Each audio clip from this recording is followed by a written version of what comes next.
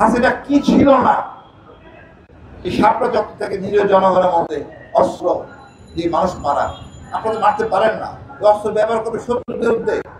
আমাদের ডিজে ভাই বলেন, এনএসআই বলেন, পুরো জিনিস সিস্টেমটাকে উনি আওয়ামী লীগ বানায় ফেলছেন, পুরো সেনাবাহিনীকে আওয়ামী লীগ বানায় ফেলছেন।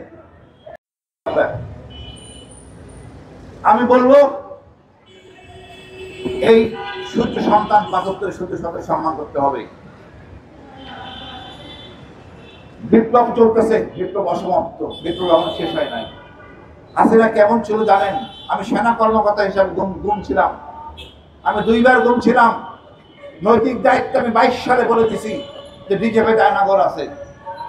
আমার 2টা বছর আমি কিভাবে ছিলাম আমি জানি না, যখন সুযোগ কথা বলতাম। আজকে যারা কথা বলতেছে আমাদের উপদেষ্টা, তারা কয়জন ক্ষতিগ্রস্ত ছিলেন আমি জানি না। এই বিপ্লবে কোনো রাজ্যের নেতা ছিল না, তাদের ছেলে মেয়েও ছিল না, ছিল এই আমজনতা। এই আমজনতাই ছিল ৭১। আমাদের ত্যাগ করতে হবে, কোনো কিছু চাওয়া পাওয়ার মধ্যে আমরা করবো না, দেশের জন্য করব, এটাই পবিত্র দায়িত্ব। হাসিনা কি ছিল না, এই সাপটা যত থেকে নিরীহ জনগণের মধ্যে অস্ত্র দিয়ে মানুষ মারা। আপনারা মারতে পারেন না, অস্ত্র ব্যবহার করবে শত্রুর বিরুদ্ধে। আমাদের ডিজে ভাই বলেন, এনএসআই বলেন, পুরো জিনিস সিস্টেমটাকে উনি আওয়ামী লীগ বানায় ফেলছেন, পুরো সেনাবাহিনীকে আওয়ামী লীগ বানায় ফেলছেন। ওনাদের মধ্যে এখনো অনুশোচনা হয় না, ওনারা এত গণহত্যা করছেন, অনুতপ্ত বোধ করেন না। এই 14 দল 16 বছর হাসিনাকে সাপোর্ট দিছে।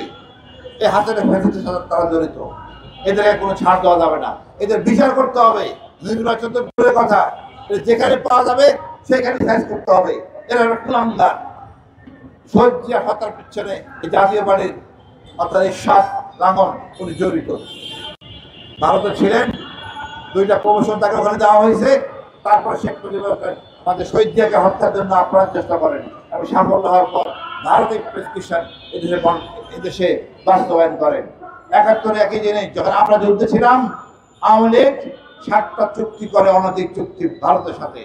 আমরা তো পরাধীন ছিলাম না পাকিস্তানের সাথে, পাকিস্তান ছিল আমাদের, কিন্তু আমাদেরকে বানানো হয়েছে কি আমরা ছিলাম পরাধীন। আমরা পরাধীন ছিলাম ৭১ পরে ভারতের কাছে। আমাদের ছিল শুধু মানচিত্র আর ছিল একটা পতাকা, আর পুরোটাই ছিল ভারত।